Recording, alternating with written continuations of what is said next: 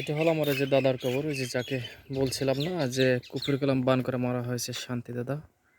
এই যে তার ছেলেদেরকে পড়ছি এবং অনেক নিজেও সহযোগিতা করেছি যে চিতাটা খুব সুন্দর করে বানানো করে। খুব ভালো ব্যক্তি ছিল আসলে। এই যে প্লেসটা দেখতে পাচ্ছেন, এই যে এটা, এই যে অনেক সব কপালে যে সিঁদুর দেয় না, তিলিকস্বর যেটাকে বলে, এই যে দেখুন এটা পাওয়া হয়েছে। দেখুন খুব সুন্দর করে মেরামত করা হয়েছে।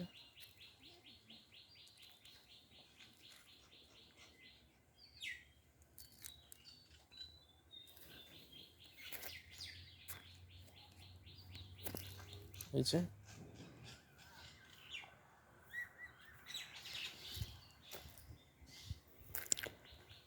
ওনাকে মূলত বানটা মারা হয়েছিল কাঁঠাল গাছের সাথে। ঠিক আছে, এবার তো আমরা অনেক বানবিদ্যা চলছে। ওই যে সামনে একটা খেজুর গাছ দেখতে পাচ্ছেন, যে পেঁচানো দেখে আপনাদেরকে ঝুম করে, এটার সাথে বান মারা হয়েছিল, পরবর্তী কেটে দেওয়া হয়েছে আর কি। এই যে মাথায় মারা যেতে পারছে, বাট প্রচুর দেহদানব দৈত্যের প্রচুর আক্রমণ। এখানে অনেক হিস্ট্রেস, অনেক ঘটনা আছে বাড়িটির ভিতরে আর কি। এটা হিন্দু বাড়ি।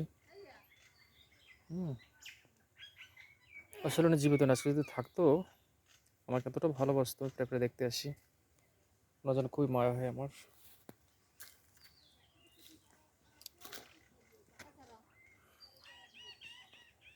ধুলক, ভূলোক, অতল, ভূতল, পাতাল, স্বর্গলোক, মর্তলোক, অখণ্ড গোলকধাম হিন্দুদের ভিতরে যেটাকে বলা হয়।